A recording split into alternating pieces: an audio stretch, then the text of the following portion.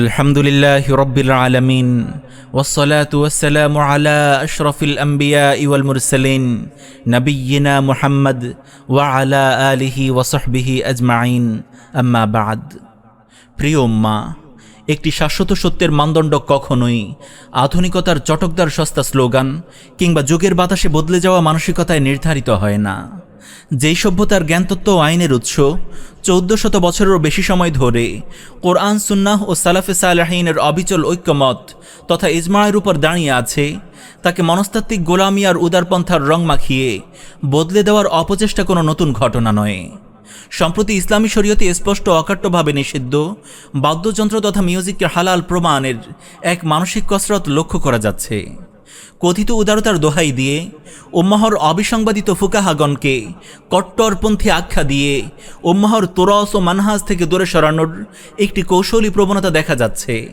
কিন্তু এই আধুনিক প্রবৃত্তি পূজা কি আসলেই কোনো জ্ঞানতাত্ত্বিক ভিত্তি রাখে, নাকি এটি আধুনিক সভ্যতার অন্ধ অনুকরণে নিজের দিনকে বিকিয়ে দেওয়ার এক মনস্তাত্ত্বিক পরাজয়? প্রিয় উম্মাহ, আসুন আমরা কোরআন ও সুন্নাহর আয়নায় বাদ্যযন্ত্রের বিধান নিয়ে কিঞ্চিত ধারণা নেয়ার চেষ্টা করি। বাদ্যযন্ত্র নিষিদ্ধ হওয়ার বিষয়টি বিংশ শতাব্দীর কোনো আধুনিক ফতোয়া নয়। এটি আসমানি ওহী এবং রাসূলুল্লাহ সাল্লাল্লাহু আলাইহি ওয়াসাল্লামের স্পষ্ট দিক নির্দেশনায় চূড়ান্তভাবে মীমাংসিত। কোরআনে কারীমে আল্লাহ তাআলা স্পষ্টভাবে সতর্ক করে ঘোষণা দেন, ওয়া মিনান নাসি মান ইয়াশতারি লাহওয়াল হাদিসি লিয়ুদিল্লা আন সাবিলিল্লাহি বিগাইরি ইলম। মানুষের মধ্যে কেউ কেউ অজ্ঞতাবশত আল্লাহর পথ থেকে বিচ্যুত করার জন্য অসার কথা ক্রয় করে। এদের জন্য রয়েছে লাঞ্ছনাকর শাস্তি। উক্ত আয়াতের তাফসীরে উম্মাহর শ্রেষ্ঠ তাফসীর কারক সাহাবী আব্দুল্লাহ ইবনে মাসউদ রাদিয়াল্লাহু আনহু কসম খেয়ে 3 বার স্পষ্ট করে গেছেন যে এই লাহওয়াল হাদিস দ্বারা উদ্দেশ্য হল গান ও বাদ্যযন্ত্র। একইভাবে সূরা আল ইসরায়ের 64 নম্বর আয়াতে শয়তানের প্ররোচনার অন্যতম প্রধান অস্ত্র হিসেবে সৌতিক তথা আওয়াজের তাফসীরে তাবিঈ মুজাহিদ রাহিমাহুল্লাহ বলেছেন, গান, বাদ্যযন্ত্র ও অসার শব্দ তরঙ্গ। আমার প্রিয় ভাইয়েরা, আজ থেকে 1400 বছর আগেই রাসূলুল্লাহ সাল্লাল্লাহু আলাইহি ওয়াসাল্লাম ভবিষ্যতের এই বিকৃতি সম্পর্কে ভবিষ্যৎবাণী করে স্পষ্ট করে দিয়ে গেছেন। সহিহ বুখারীতে বর্ণিত হয়েছে, রাসূলুল্লাহ সাল্লাল্লাহু আলাইহি ওয়াসাল্লাম বলেন, লা ইয়াকুনান্না মিন উম্মতি আকওয়ামুন ইস্তাহিল্লুনা আল হিরা ওয়াল হারির ওয়াল খামরা ওয়াল মাআজিফ। আমার উম্মতের মধ্যে অবশ্যই এমন কিছু দলের সৃষ্টি হবে যারা জিনা, ব্যভিচার, রেশমি কাপড়, মদ ও বাদ্যযন্ত্রকে হালাল মনে করবে। মুহাদ্দিসিনগণ একমত যে বাদ্যযন্ত্রকে হালাল মনে করবে শব্দই প্রমাণ করে মূল শরীয়তে এটি অকাট্যভাবে হারাম ও নিষিদ্ধ ছিল। এছাড়া সুনানে আবু দাউদে মদ, জুয়া ও কুবাহ তথা ঢোল বা বাদ্যযন্ত্র নিষিদ্ধ হওয়ার অকাট্য প্রমাণ বিদ্যমান। প্রিয় উম্মাহ, এছাড়া এ বিষয়ে ইসলামী ফিকহের 4টি প্রধান মাযহাবের সকল ইমাম হারাম হওয়ার বিষয়ে একমত পোষণ করেছেন। কোনো একজন ইমামও বাদ্যযন্ত্রকে বৈধতা দেননি। এ বিষয়ে উম্মাহর মুস্তাহিদগণ শতাব্দীর পর শতাব্দী ধরে ঐক্যমত্য পোষণ করেছেন।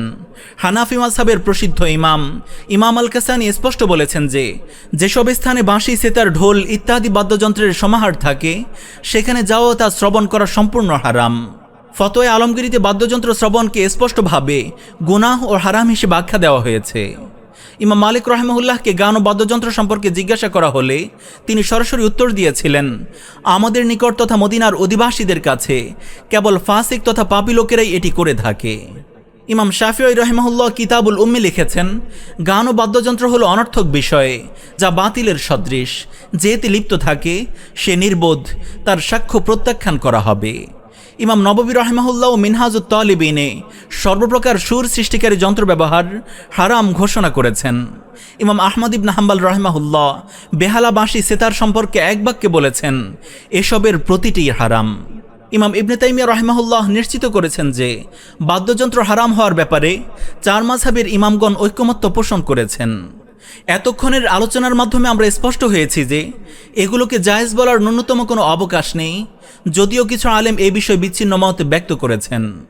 দ্বীনের সঠিক মানহাজ ও সালাফদের বুঝ থেকে বিচ্যুত হওয়ার সবচেয়ে বড় হাতিয়ার হলো উম্মাহর মীমাংসিত বিষয়ের বিপরীতে গিয়ে ঐতিহাসিক 2-1টি সুজুজ বা বিচ্ছিন্ন মতামতকে আঁকড়ে ধরা। ফিকহি গবেষণায় কোনো কোনো আলেম 2-1টি বিষয়ে বিচ্ছিন্ন মত দিতেই পারেন, যার জন্য তারা মুস্তাহিদ হিসেবে হয়তো ক্ষমা পাবেন, কিন্তু সেই প্রত্যাখ্যাত বিচ্ছিন্ন মতকে বেছে বেছে গ্রহণ করা মূলত আত্মপূজা ও প্রবৃত্তির দাসত্ব ছাড়া আর কিছুই নয়। ইতিহাসে সালাফগণ এ বিষয়ে কঠোর হুঁশিয়ারি দিয়ে গেছেন। ইমাম আল আউজাঈ রাহিমাহুল্লাহ বলেন, যে ব্যক্তি আলেমদের বিচ্ছিন্ন মতগুলো বেছে বেছে গ্রহণ করবে সে ইসলাম থেকে বেরিয়ে যাবে। সুলাইমান তাইমি রাহিমাহুল্লাহ বলেছেন, তুমি যদি প্রত্যেক আলেমের ছাড় বা রুখসতগুলো বেছে নাও তবে তোমার ভেতর পৃথিবীর সকল মন্দ একত্রিত হবে। কাজী ইসমাইল বিন ইসহাক রাহিমাহুল্লাহের দরবারে যখন সকল আলেমের বিচ্ছিন্ন মতামত ও বিচ্যুতিগুলোকে একত্রিত করে লেখা একটি বই উপস্থাপন করা হয়েছিল, তিনি এক বাক্যে মন্তব্য করেছিলেন, এই বইয়ের সংকলক একজন জিন্দিক। কারণ কোনো আলেম ভুলবশত একটি ছাড়ে হোঁচট খেতে পারেন, কিন্তু সব ছাড় একত্রিত করে শরীয়তের মীমাংসিত হারামকে হালাল বানানো দিন ধ্বংস করার শামিল।